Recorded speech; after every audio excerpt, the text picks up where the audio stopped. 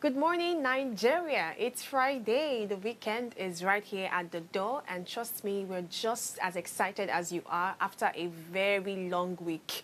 A week full of a lot of stress, coupled with the rains and the weather. Now, before you slide into your Friday groove, let's serve you something hot on breakfast. An interesting update has been making the rounds. The federal government says it has disbursed 330 billion naira to over 8 million households as cash support. But here's the big question. Who is really benefiting? The vulnerable masses or the political class?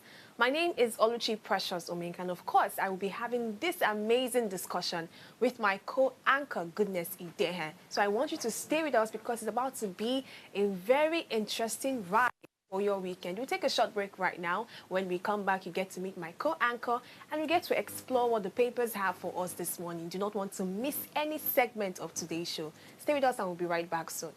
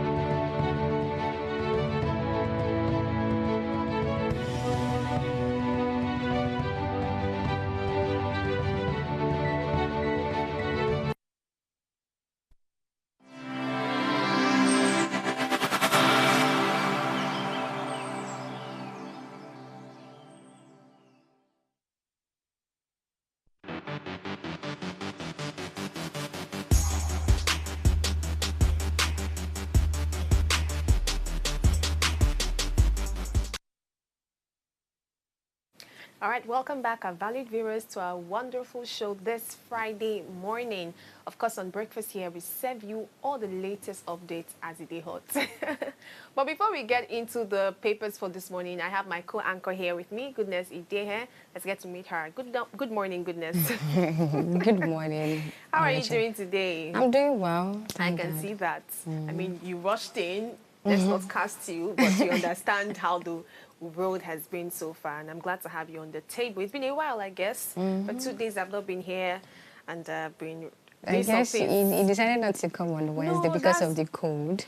Actually, the cold really got to me on Wednesday. It was, after we left. Yeah. God, he didn't want to know what happened to me afterwards. I was beaten by the rain. It was terrible. But beyond that, I had other engagements to do, but I'm always glad to be back on the table. Now, this topic that we're discussing is very, very interesting because we've had initiatives like this in the past, and we've had critics, commentators come up to say, I don't understand what the federal government is doing. So they told us that 330 billion, that's a wholesome amount, has been disbursed across to some families. I think about 8 million. We'll get to the data soon enough. So I checked some facts and figures, and they said about 25,000 naira should get to every household at least. So I'm not even asking. Goodness, let's say you were so lucky. Well, I hope to. You hope because, to. Yes, you've not what disbursed would the amount. 25,000 naira do for you, Goodness? 25,000. If I give you 25K now, boom, in your GT or your access or your pay, what will I use it to do? What will you use it to do? Buy data. Data with 25K? I do always on, and for they are always on for a month is 9,000, and that is not even enough for me for a month. So that's why I said I'll just use it to do Well, data. me, I'm going to be very sincere. If I see 25K now, the first thing to get is my NYSC kit. Because camp is beckoning, so I'll just go and buy my kit. Well, you can't even use 25,000 to get everything but you I can need. Get the shorts, because the knickers. At this point where people are going for camp, right? There's always an increase in price of probably getting your shirt, your whites, your shirt and everything. They usually increase the amount. Anyways, I'm looking for sponsors. But before we get to all of the details, let's see what the papers have for us this morning. We have the Punch, the Guardian, and the Daily Trust, right? So let's start with the Daily Trust. All right, so I'm looking at the Daily Trust this morning.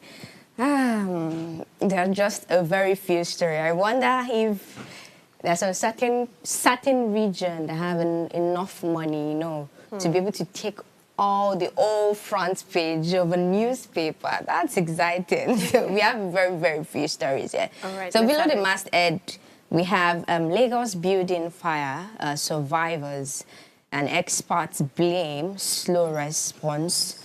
Beside that, we just have a story that concerns Senator Barrow's scholarship program. That's the list of beneficiaries. We have about 1,000 people who benefited from that scholarship. And then the Daily Trust is giving us with a beautiful picture of our present-day president. I will use that word, President Bola Ahmed Tinubu, where we have the Kaduna Muslim people who are welcoming His Excellency concerning the renovation of and the maintenance of the existing structures comprising the main mosque and the expansion of the female section. So that's a good one to them, and even to the region. That's why I said probably they have enough money to be able to get or buy the whole page.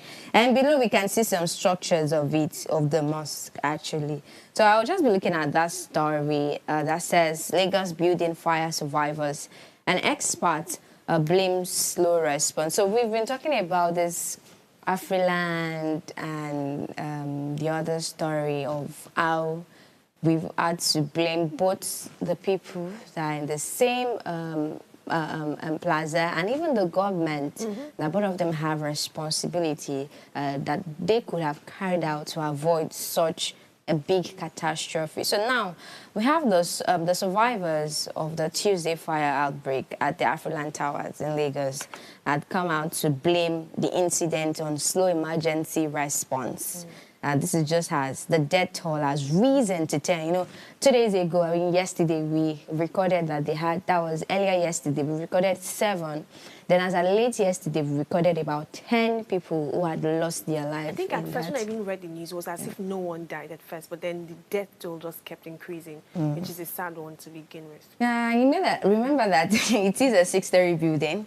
And it is, the Afriland is located in the Broad Street, Lagos Island, where we have several, corporate offices like the bank, where even Tony Lumelu. Yes, he had to even cancel his trip to come and attend to the situation on ground because he himself lost some employees to that fire accident. So most of them said probably there was the low response of the government, because we could even see that at some point the fire service were not prompt enough to even come down. Even looking at it, when you check the terminal where we have each fire structure, they were not close by. Yeah. One had to come from Eko Hotel, one had to come from that Eko Hotel, Axis, Ebute. Like, it's going to take a whole long time. And fire is something that doesn't wait.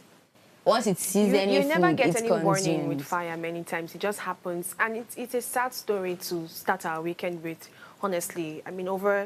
The past few days, hearing about the fire outbreak, people who lost their lives. I saw images of people escaping. Yeah, jumping. It just didn't make sense. I think some commentators also came out to say, still talking about the slow response thing, but they were trying to look at it from the angle of building infrastructure in Nigeria, Lagos State to be precise. Many people just employ some contractors, just build us something.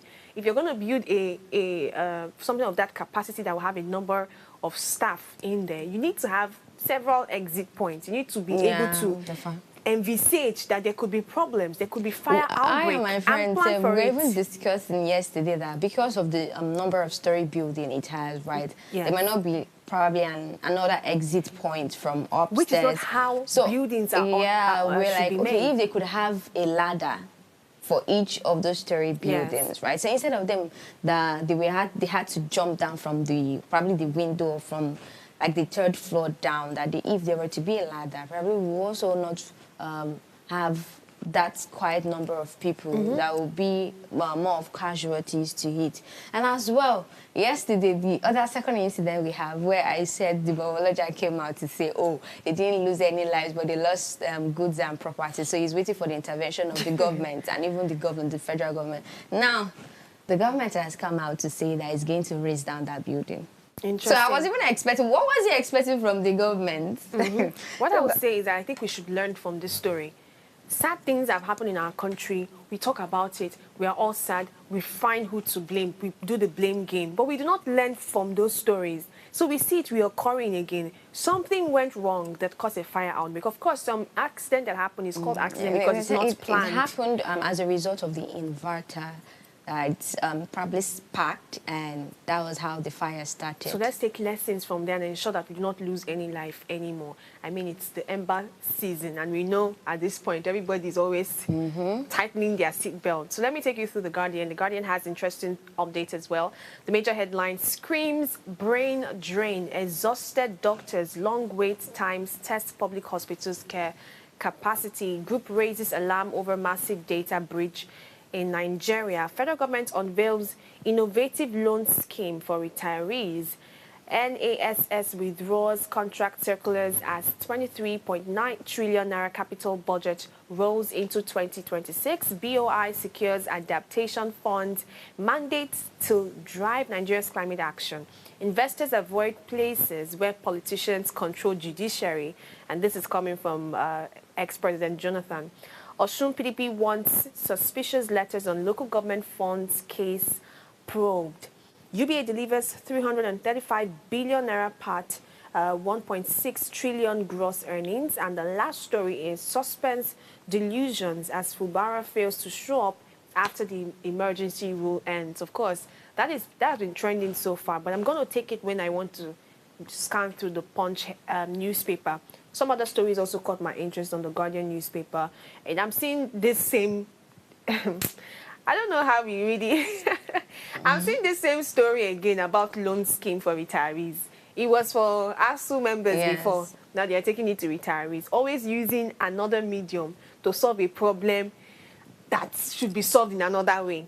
Still the same old stories. But let's talk about this one because there's a particular case study that helps us really understand what's happening in the medical space. It says exhausted doctors, long wait times, test public hospitals, and care capacity. We all know the growing exodus of doctors has pushed Nigeria's health system to a breaking point, bequeathing it to its pathetic legacies, including severe staffing shortages, horrible condition of service, burnout, and preventable death. The worsening doctor-to-patient ratio on its part fuels preventable death among patients. And with public hospitals overwhelmed by queues and staff stretched beyond limits, both patients and health workers remain trapped in crisis. And this is a report from Musa Adekunle. And I think this report is really needed at this time. I recently visited a hospital where, a dear friend of mine had put to bed, and I was there with family, friends, or, people that are very close to me. And, one thing, while we were discussing before we got to meet the patient, the person just mentioned that I really do not like going to Nigerian hospitals, especially federal-owned hospitals, because of the state of the hospital. This hospital that we visited, they were, what they call moss, that green moss. It was in the building. It wasn't really ventilated. The fan wasn't, there wasn't lights for it to be ventilated. Let's not even talk about the state of hospitals at this point.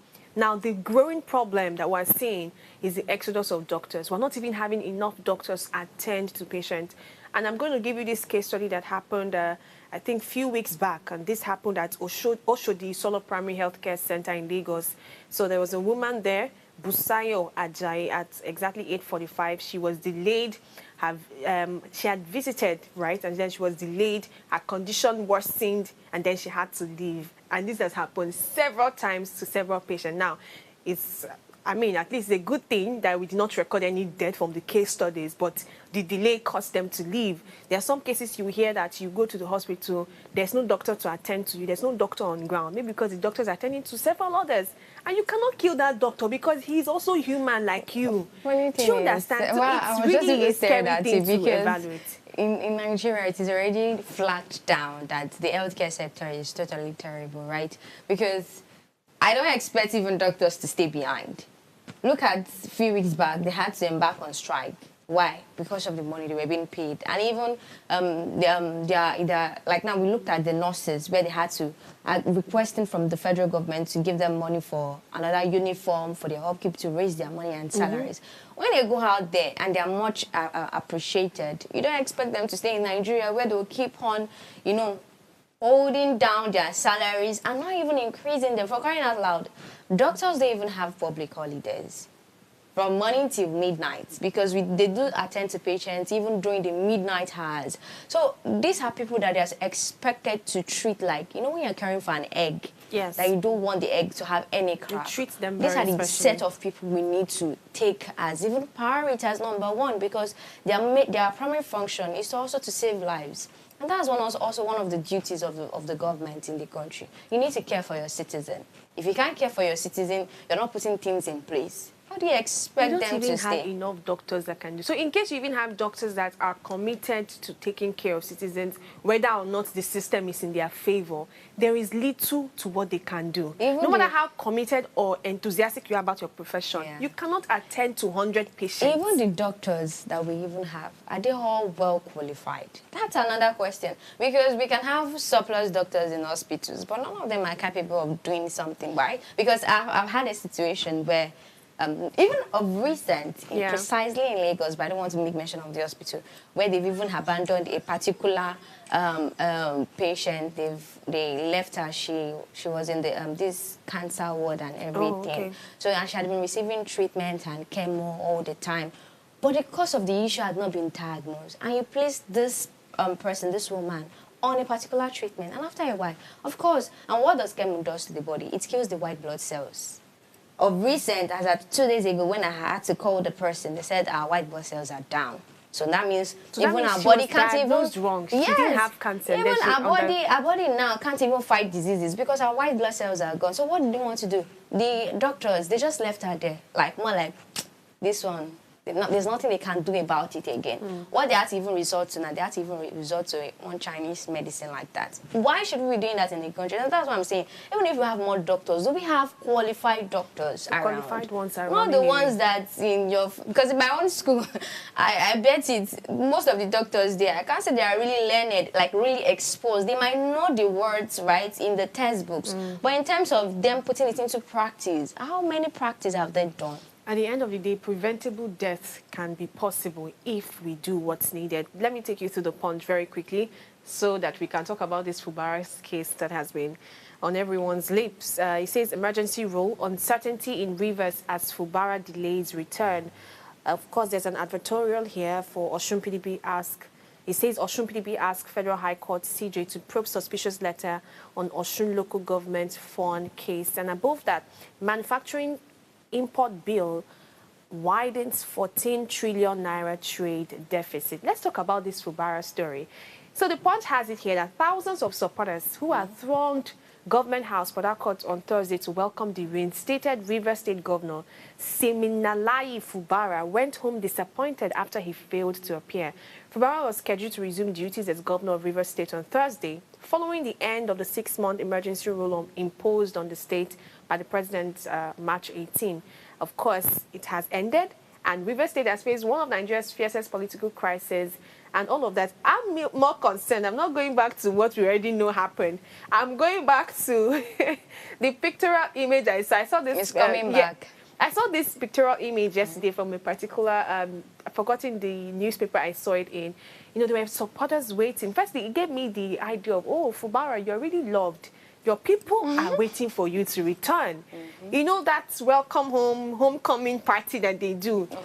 It was a very large crowd. And I'm like, oh, what could have happened that he did not return as at the time he was set to return? I do not know if there's been any public commentary from Governor Fubara himself to explain what has happened. Of course, we can't place our hands on what exactly happened. Probably it could be health issues, it could be things beyond our control. You know, we never really know the full story. But it still makes us wonder. It gives us speculation of, are you still going back? Or is there a bit of vexation that is happening and you're not ready to continue this? Or what do we not know? So I think the disappointment is across the board. It's not just for the supporters, because we really wanted to see the outcome of the reinstatement. Like, oh, this 6 months emergency, whatever is done. Emergency, Let us yeah. have the states running properly again, because River State, and because of how crucial River State is to Nigeria as a whole. Of course, other states, but I know we know what Rivers does to Nigeria. We need things to run smoothly. Of course, we've had crises here and there, hitches here and there. I don't want to see another hitch brewing because someone is feeling some indictments in that sense, you understand? So, yeah, I'm wondering how this will turn up, because it's seeming very interesting, and we are all disappointed, Governor Fubara. Please let us know what's going on. Let's see commentaries to know what exactly happened that didn't get him on seat on the 18th. And, of course, I'm sure the weekend will have more stories. Do you have any comments before we wrap up this session? When you're talking about his return, so I was just trying to picture, The because homecoming. when I read the news to yesterday, I was like, oh, like there's this kind of,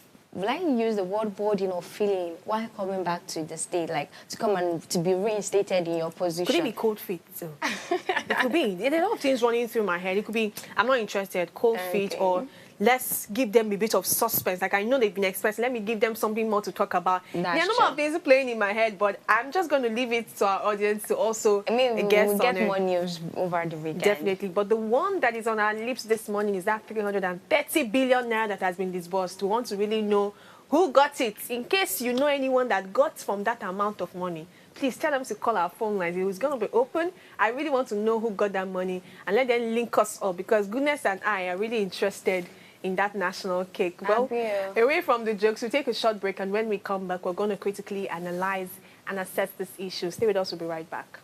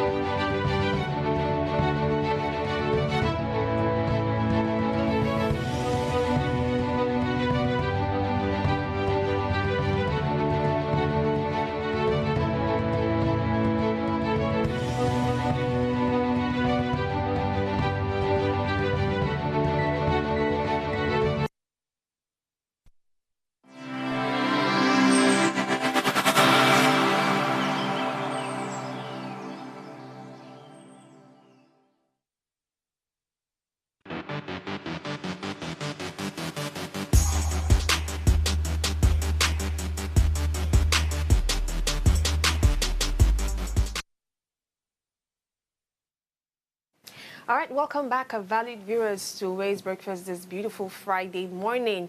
Of course, today's conversation is very interesting, and we'd love to hear your thoughts and perspectives. Our phone lines are open, and you can definitely reach us. Our topic today has been titled 330 billion naira cash transfer. Who truly benefits, the vulnerable or the political class? Over recent months, the federal government of Nigeria has come under pressure to show it is doing enough to cushion ordinary Nigerians from the harsh impact of economic reforms, including subsidy removals, inflation, currency devaluation, and rising cost of living. In that context, the social safety net program cash transfers has become one of the primary means by which the government is promising relief. And here's what is known so far. The government says it has disbursed 330 billion naira to 8.1 million households, each receiving 25,000 naira per tranche under the National Social Safety Net program. And the program draws from the National Social Register, which is set to include about 19.7 million households, that's 70 million people, as potential beneficiaries. A key reform the government claims has improved the process is the integration of biometric data through the National Identification Number, that's NIN. And this is seen as crucial for reducing leakages, fraud, ensuring transparency, and reducing political interference. The critics also said, including the labor union like the NLC, they are calling for the publication of the list of the actual beneficiaries. Let us see who got this money, saying that there is little verifiable evidence so far to show who has received payment and whether the poorest are reaching the scheme. All of this raises a central question. Is the cash really going to those most in need, the poorest, most vulnerable household, or is there risk or evidence of diversion, elite capture, or political favoritism? And of course, I'll be having this conversation with my Nigerian citizen here. Yeah, not what? Yeah, not what? Goodness. If you're not, you will not partake of this money. It's only Nigerians they are giving. Sure, you didn't even reach my account. If you don't claim you're Nigerian, you won't see 25K. I told you 25K will go a long way. No, my bank account has not given me any alert, so they should keep their money. Me, I'm hopeful. I'm very hopeful. I have how many accounts? 5 accounts. Which one do you want to send to government? It's part of the most vulnerable in the country. My access, my OPay, my money points, it will enter every one of them. But really, there's a lot of angles to look at with this particular story. But I want to go back to when we heard something like this, when we heard of palliatives, relief packages for Nigerians. And that was, I think, during the COVID period, where we even saw pictures, post-COVID period. This one, I even saw pictures of, palliatives in bags. I mean, when I'm talking of bags of rice, great foodstuff packages. Like but of course, we saw many people come out to say it didn't get to them. And this is something that we experience a whole lot. I'm also thinking about some SMS I've also gotten on my phone. I don't know if you've ever gotten SMS like this. I wish I have one that I could read out that will say, federal government plans to give you this amount of money. Click here or something, or call this number for this. So they are now saying that's another angle to look at. How are they verifying this thing? How are you preventing the average Nigerians from falling into scam? Because it's possible to say news like this, and then a woman in Ikorodu with her 5 children and no husband receiving such an SMS would think that, maybe now my own family, the thing never come to, let me click on this number and call, and then the little 30K in our accounts will be taken away. So there are a lot of things to look at with this story. But let's firstly ask the question, if the government says that 330 billion naira has gone out, why do some Nigerians still come out to say they have not seen any kobo? And I'm referring to a particular interview I watched on Nigerian Info. So I think it was broadcaster Kofi. He was on a call with some other average Nigerians. And the person on the call was so angry. She was saying, please tell me, Kofi, how many people have received this money? How many people have called you to tell you that they've received this money? So we're hearing comments like that. Because if 330 billion naira has gone, that's a huge sum to over 8 million people. And we've not seen anyone come out to say, oh, government, thank you. When the this loan scheme for students, NEL Fund program, when, of course, they disbursed money, we saw people come out. I saw a particular institution do like what's it called now? They were just very excited. So we've seen evidence of people receiving money that has been pumped out. And this is just loan money. Okay. Now, this one is palliatives, a huge amount to millions of people. And we have not seen anyone on social media. In case I'm wrong, please, I stand to be corrected.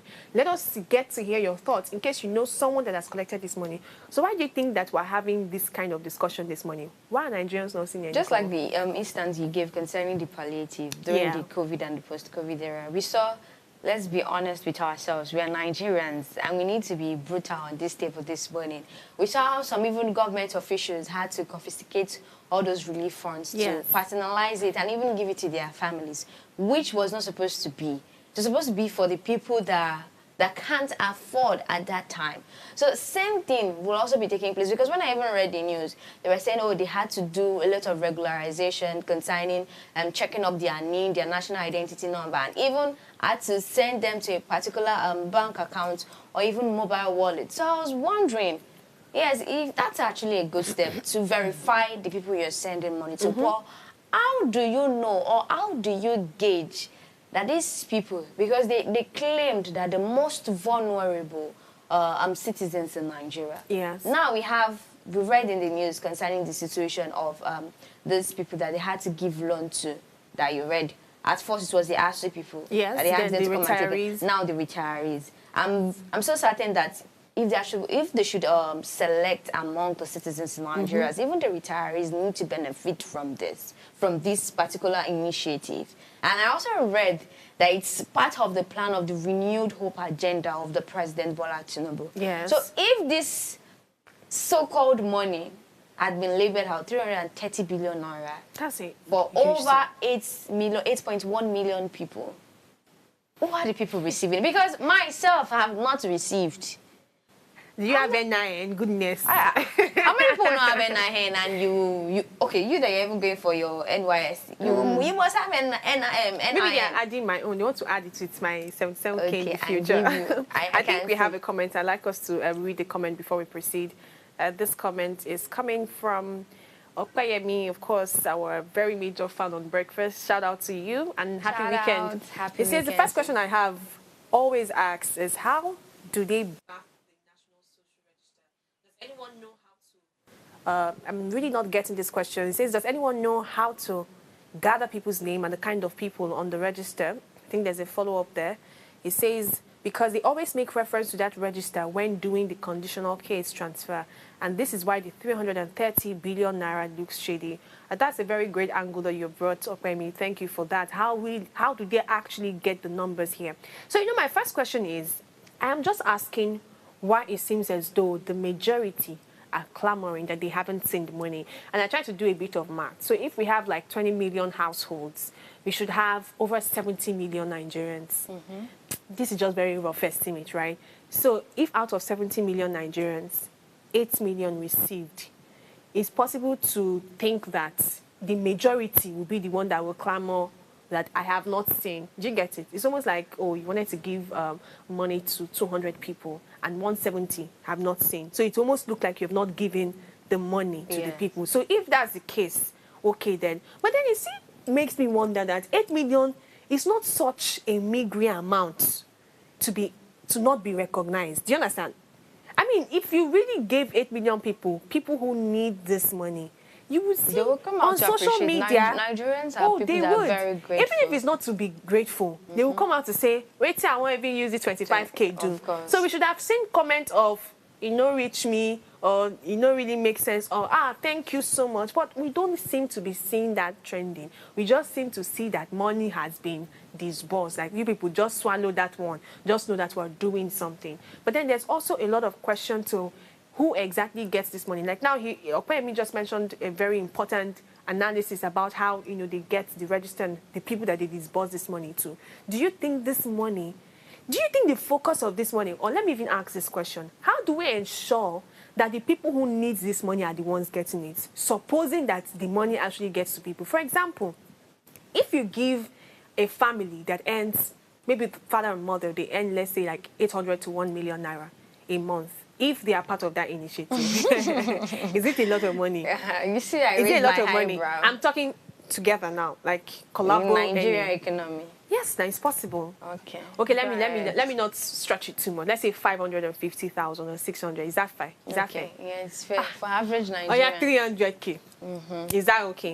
And then there are some other household that that they do not even get that amount of money. Maybe they collect wages and stipends, 1.5 today, 700 tomorrow. So I'm like, how do you ensure that the people getting the money are the ones that actually need the money? Because if you look at it, if we're going to look at this scheme and you want this scheme to really benefit Nigerians for the purpose you want it to, the focus should be on the people who really need it. The essence of palliative is a sort of relief. Reduce the burden. So relief on who? Okay. Is it on someone that has just eaten chicken, that has a lot of protein in their food? Or relief on people who really, really needs this money? So I'm wondering, how do we ensure that this cash, this money, that's me coming from a very positive angle now, because I want us to explore the possibilities of this money actually getting to 8 million Nigeria. Because I don't want to come on this table and speak as though our government really come out to play when they make statements like this, because I think it's also a blow on our own face or a slap on our face as well. Like, so is this the government that you that you are in? If you come out to say you gave 330 billion, it's expected that it's true. This is not something you joke about. Do you understand? It's something that should be true. So how do we ensure that this cash really gets to the poor? What do you think can be done to ensure that it's not just people that are politically connected to families that get it? Because that's what happens. A lot of politics play in general. So what do you have to say? For me, I feel if the president wants to really touch down to the heart of the soul of the people, you need to involve even the local chairmen, right? Because that is even very vital. That's why we have different structures in the country. where we have the local chairmen who are the ones that are at the grassroots level. And to be told, frankly speaking, people that really need, the most vulnerable people will be found at the grassroots level. Yes. That's just the truth. So if you really want to touch lives by giving them relief, right, to reduce their burden, you need to incorporate the local government chairmen and go into words. Yes, go into deep down to the roots to see. I bet you, by the time you walk two areas, like two local governments, you should say you will have even found almost like 500 or 1,000 people that are the most vulnerable. Yes. We see people that stay by the roadside, that sells, just try to make a living, sells, even if it's pure water. So those are the people that actually need this money. Because some of them can even use that money to also support their business, their little business that they are doing. So I feel the local government chairman should be involved. Even districts, we usually have these district senators where, okay, aside even the local chairman, I think some certain areas, they usually have, I've forgotten the titles they usually give them. Involve those people. These are the people that... me. They can't involve you. These are the people that actually can really bring out the most vulnerable people in their own community. But if you are doing it at the top level, at the federal level, obviously, it's people that have connection that can reach the top that will get it. Just like the issue of, imagine there was an instance where, I think that was last year or earlier this year, they were giving palliative. Me, I never received any, and I've not received any. So you're saying in your life, you've never received any palliative I've at all? not in this Nigeria. So that's why when you said I'm in Nigeria, and I was like, partially. So that was earlier this year or late last year. They had to give some core members some of the palliative, like spaghetti and like that, around this Lagos, this legally area, that local government, this thing. Now, when they gave those core members, I saw it because I knew some core members that were serving in that local government area. Now, these are the things we are saying. They are the people that need things. I'm not saying core members now. I'm just using that as a yardstick to explain that, okay, when you literally said you gave out palliative, even though you didn't touch so many lives, at least I witnessed some people that received it, that were beneficiaries of it, right? So, but this situation where you said you've given out 230 billion, and you didn't even incorporate the local government chairmen or even the district wards, how do you want to get to the lives of these sectors? Because people who really need I can bet it, these people that you are saying, that you are labeling as the most vulnerable, the poorest, they are found at the grassroots level. So if you need to reach them, you need to get to the person that is also managing that area. You are the federal government, you don't know who is even the most vulnerable, let's be told, because yours is to sign bills, travel, because I know you have issue. You've always been labeling about that. Why is he traveling up and down? So is it the president had been traveling to several countries that will know the most vulnerable person in the community? How? Interesting. I think you've given us really good updates. Let us address this issue of palliative, right, or relief funds from the grassroots level, and that's how you can really attend to people who really need this fund. Of course, when we come back from this short break, there are more angles to really explore in this conversation, and I'm waiting for the phone call of that person amongst the 8 million people that have received 25K. Call us and tell the government thank you, please, okay? We will expect your call. Let's take this short break and we'll be right back soon.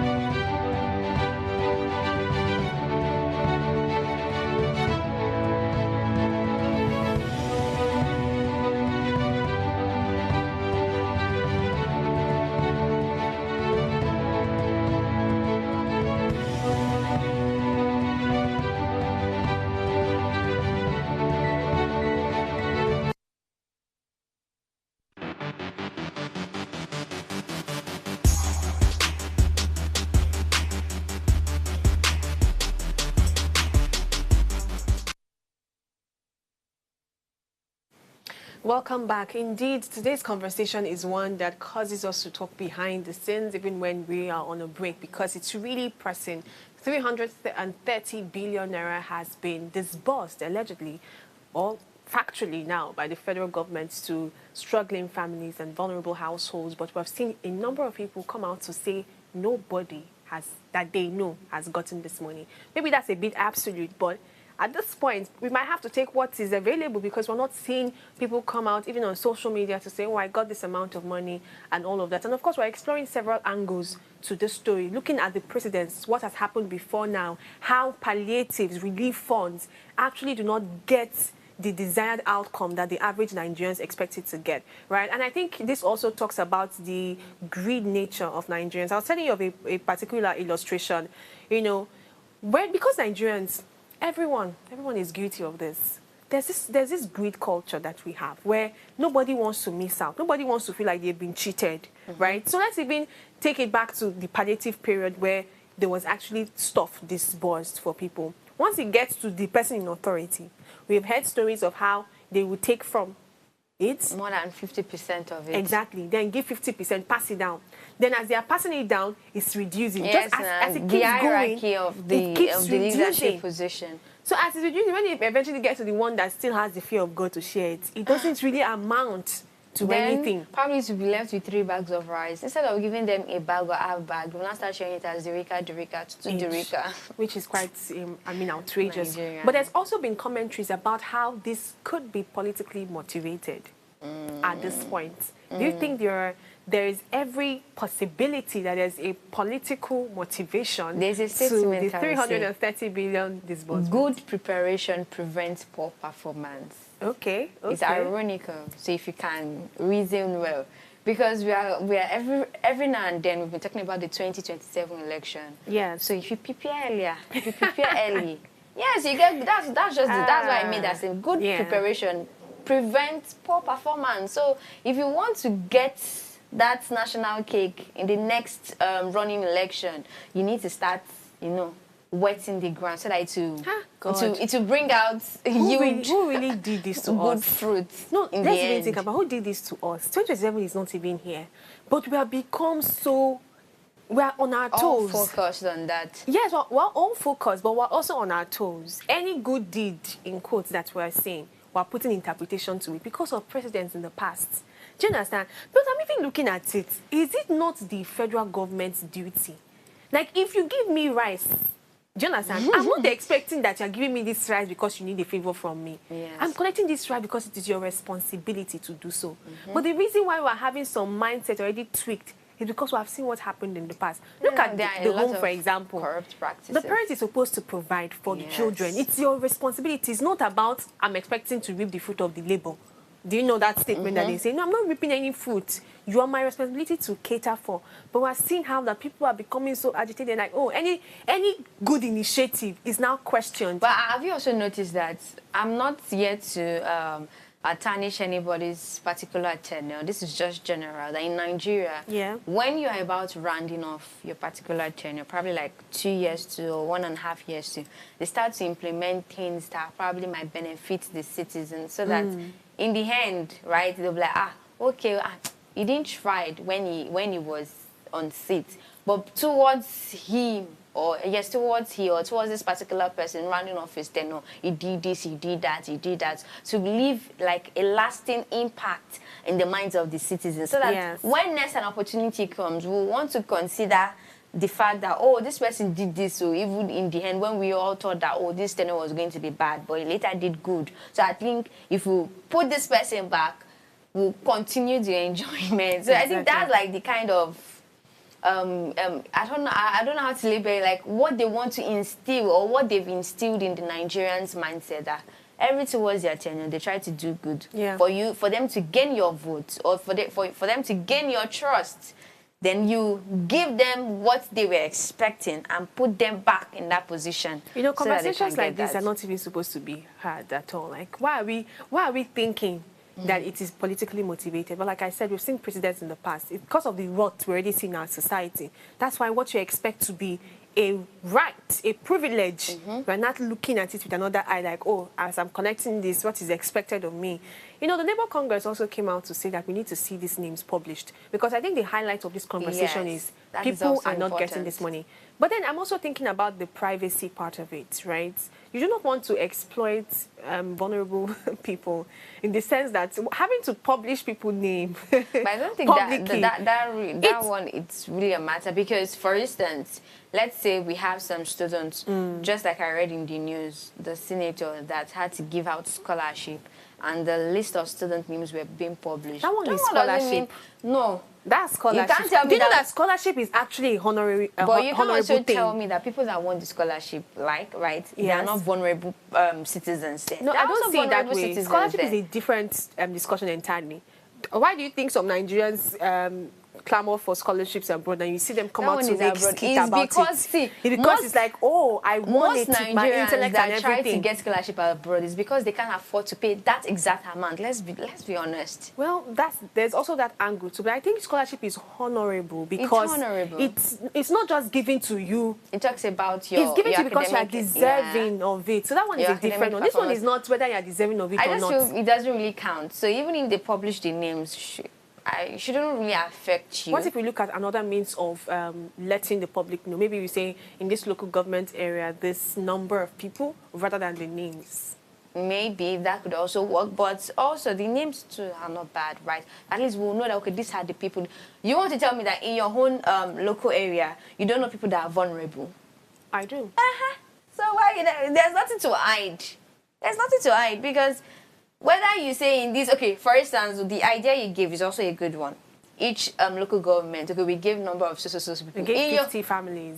In your mind, if they tell me in my own local government they gave 50 families, I know, at least I'll know like 5 people that will benefit from it. So, has it not still been exposed? It has. Interesting. So now, as we begin to wrap up this conversation, there are 2 areas I want us to look at, which is the amount, this specific amount, 25,000 naira. Looking at the economy, that's not even minimum wage. It's not up to minimum wage. I've told you, it's not even 25,000 naira. It's to me, because if you want to withdraw, it won't they remove bank charges. So it's 24,950 naira. Okay, let's even imagine. Do you think this would actually solve the problem that we are supposed to be solving? Or are we just covering the problem up? You know, when you have a particular wound, instead of you to just tend to that wound and do what you can so that that scar will eventually heal, you just keep covering it up, looking beautiful, wearing fine sneakers just to cover it up that we're all good. Whereas you have not really solved the real problem.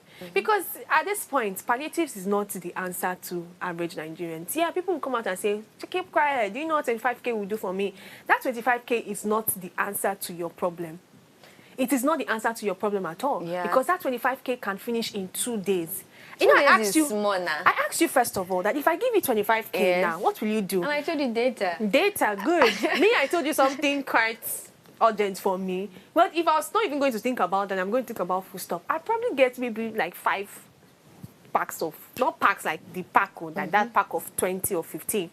The individual pack of spaghetti, maybe 2 derica of rice. And it's going to finish soon.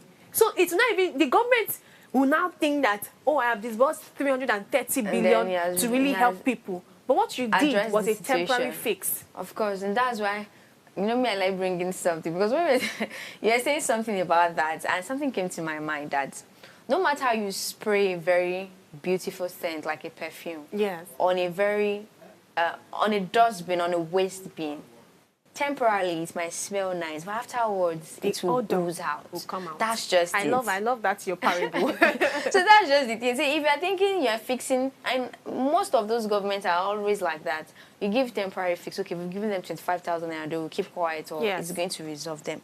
But these are still the same people that will still come out, because that can address their situation. Imagine even the most vulnerable people in the country, they are the people that even have more children. You can see them with 5 children, 6 children, living in one small square room. And giving them to some of them have debt. So that means some people are like that, should we don't collect 25K? The 15K where they pay me, and the money has gone. There's a comment here from Okwemi again. He says, again, this 330 billion naira could have also been used to provide and create the means for job opportunities while they have said they use the money for vulnerable people. Truth is, their lives can't depend on it. Yes, really. It says 25K for just 3 months from what was reported. Wow, that means it's even something that is going to be for 3 months. And they said they're going to even keep on doing it till the end of the 2025, because there were some people that they said they had issue in verifying their bank details and all of that, everything. BVN and all of that. Before the end of this year, they'll try to get it out. I even made mention that some people even received it twice or so, or even 3 times. I'm even wondering. So it says, there are more comments here. It says the money could have been directed to provide the means to create a better society, yes, then allowing people to continue to live their lives as vulnerable forever. Thank you for that quote. I love that one. And of course, his last comment here, I'm trying to get it, says the name should be published as of now. Everything seems shady because no one has come out to say that they have benefited from it. Yes, we need the proper fix to this. Your parable already lets us see that if we keep fixing things temporarily, it will burst open and it's going to really scatter everywhere. At this point, it's not 25K that will help that vulnerable household. You think, of course, they might appreciate it at that point because I want to eat, I'm hungry. Let me quickly sort, the problem of hunger. But once you have gone to the toilet, and that hunger is gone, you are remembering your state again. But I think 330 billion is huge investment. Imagine setting up, businesses for these people. Do you understand? Yeah. Maybe all these handmade businesses that they do, go to these societies. Entrepreneurial skills, set them up, give them a store. Do you understand? Open like a plaza for these people. Do something that can help them. Invest in certain sectors. That's how you are really making this fund or this palliative, we are coming to a middle ground. It's affecting everyone. And we are sure that there will be no politician, there will be no mago in quotes, that will stop it from getting to some people.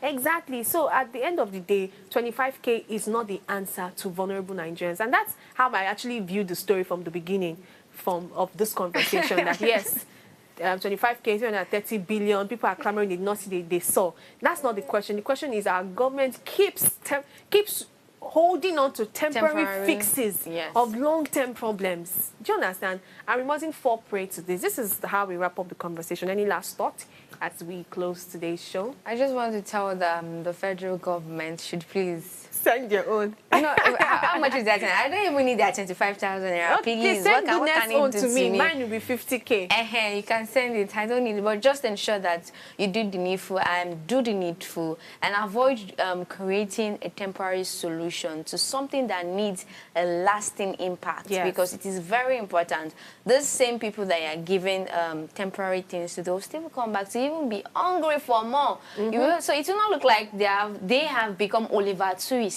asking for more. And they will bite the hand that fed them. You just need to do the needful. At the heart of today's conversation is a simple truth. Nigerians are not asking for much, just fairness and transparency. If 330 billion has truly been disbursed, the evidence should be visible in the lives of ordinary citizens, not just on government scorecards. Cash transfers can provide relief, yes, but real progress, like we've said, comes when poverty is tackled at its root, through jobs, through healthcare, through education, and opportunities that give dignity. Until then, the question remains, who truly benefits, the vulnerable or the political class? And the answer, Nigerians deserve to see clearly. Thank you for staying with us on Breakfast this amazing week from Monday till today. We're going to see you again next week, Monday through to Friday, 8 a.m. to 9 a.m. Ensure you subscribe to our YouTube channel at Official Upgrade TV. Interact with us further. We are always active, whether or not we are on the table. We'll see you again next week. Have a great weekend.